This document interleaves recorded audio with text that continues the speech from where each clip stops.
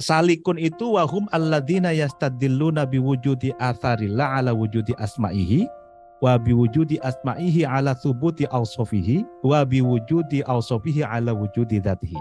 Jadi salik itu orang yang mencari bukti-bukti, tanda-tanda atau dalil. Itu pertama kali yang dia dapatkan itu wujud atau eksistensi dari asar, tanda-tanda atau jejak-jejak Allah, jejak-jejak Tuhan. Nah, jejak-jejak Tuhan itu ya alam semesta ini. Setelah kita menemukan bukti jejak-jejak Tuhan, baru kemudian naik ke atas, yaitu menemukan eksistensi asma-asma Tuhan.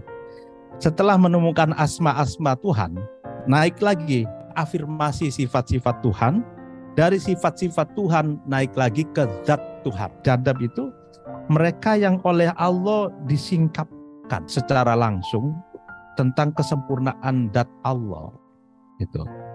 Jadi titik akhir dari salik itu adalah titik awal dari mazdum.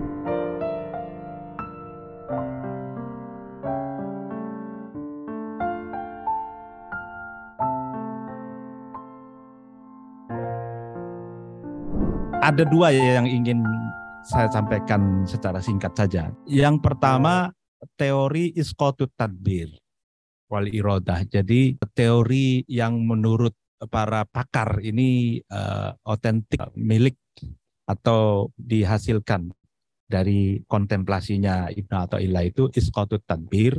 Lalu yang kedua, perbedaan antara as-salik dengan majdub. Nah, ini ada kan salah satu Habib yang terkenal majdub. Ini ternyata ada teorinya di sini. Menarik gini. Nanti saya jelaskan. Gini. Isqatut tadbir itu artinya isqat itu kan menjatuhkan ya, atau menghilangkan tadbir. Tadbir itu penataan. Artinya singkatnya, seseorang itu kalau dalam level sufisme Ibnu Athaillah itu tanggalkanlah upaya untuk menata apa saja yang akan terjadi di masa depan. Sebagaimana di dalam Quran ya, tu matadri nafsun madza taksibu ghoda wa matadri bi ayyi ardin tamut ya. Sebenarnya kata Habib Haidar benar bahwa sufi itu tidak bisa lepas dari Quran gitu. Jadi kita orang kembali Quran, kita sudah nggak pernah meninggalkan Quran gitu.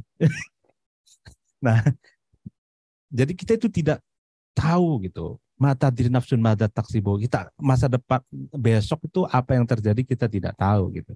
Artinya tapi ini bicara soal metafisika, bicara soal hakikat gitu ya. Nah di sini dijelaskan tujuannya apa? Karena tulul amal itu orang yang panjang angan-angan. Jadi orang yang terlalu bertele-tele, terlalu panjang angan-angannya, itu malah justru orang itu tidak kadang terlena gitu, kadang terlena, terbawa, terbuai dengan angan-angannya yang kosong sebetulnya, sehingga ini kaitannya dengan Sufi Ibnul Waqti. Jadi sufi itu, seorang sufi itu anak zamannya. Jadi apa yang sekarang ini ya kerjakan sekarang gitu. Jadi apa yang misalkan sekarang ada medsos, ada ya kita hadapi gitu. Jadi jangan sampai terbuai dengan angan-angan sendiri, hayalan sendiri yang malah justru membawa kita pada alam yang antah berantah, yang nggak ngerti karu-karuan gitu ya, nggak ada ujungnya. Jadi kita respon persoalan kekinian dan kedisinian gitu. Nah itu sebetulnya yang dalam kalau dalam. Nah tapi bukan berarti kita tidak boleh berencana. Kita tetap berencana dalam pengertian ikhtiaria.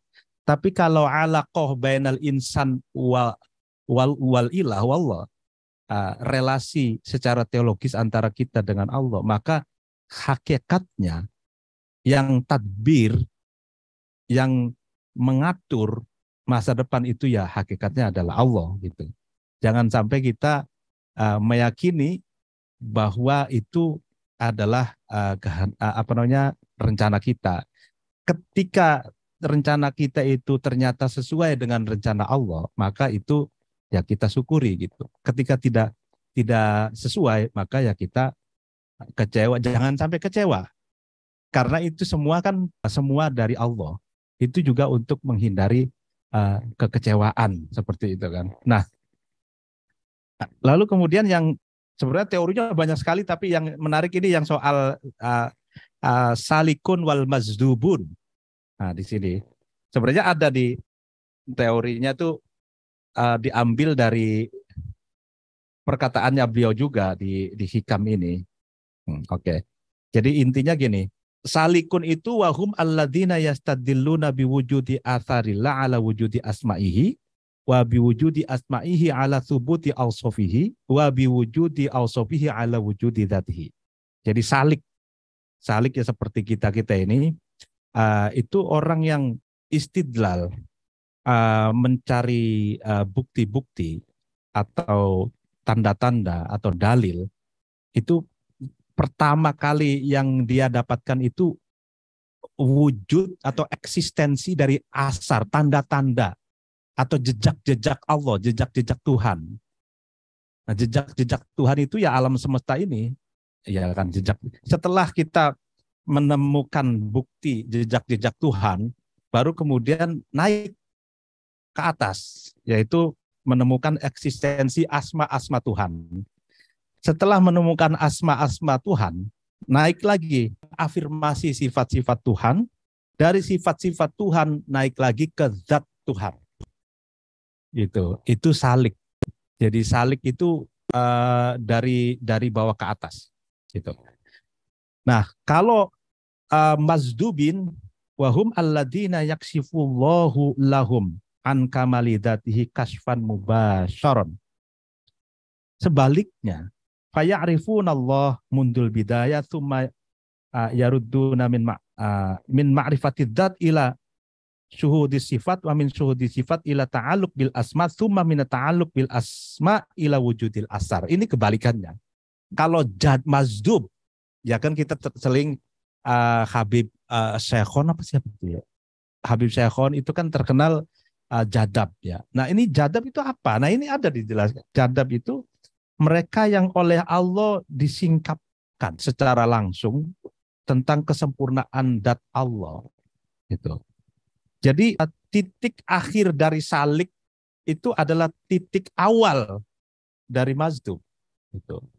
Nah, setelah dari tersingkap dari zat, mengetahui zat, kesempurnaan zat Allah, lalu kemudian baru ke sifat-sifat Allah.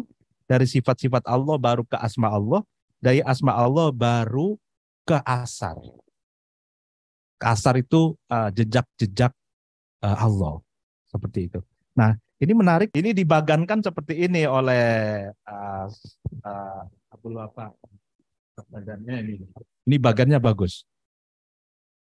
Jadi turukus salik. Turukus salik itu dari bawah. Bidayah itu salik itu asar dulu. Lalu naik ke atas ke asma. Naik ke atas ke sifat, naik ke atas ke zat ilahi. Nah, sebagaimana kalau mazdub itu dari atas ke bawah. Dia mengetahui zat ilahi dulu, kesempurnaan zat ilahi, naik turun ke bawah sifat-sifat ilahi, turun lagi ke bawah asma-asma ilahi, turun lagi ke bawah asar atau jejak-jejak ilahi. Nah, yang kedua, ada perbedaan salik dengan mazdub. Kalau salik itu idrokuha bil akli. Salik, ya. Salik itu pejalan spiritual itu mendapatkan usaha dalam membangun spiritualnya itu dengan rasionalitas terlebih dahulu, dengan knowledge, dengan belajar, itu kan. Istidlal akli gitu ya. Sedangkan kalau mazdub itu idrokuha bil kasfi. Jadi penemuannya itu dengan mukasyafa, dengan penyingkapan yang disingkap langsung oleh Allah, sehingga ini berbeda.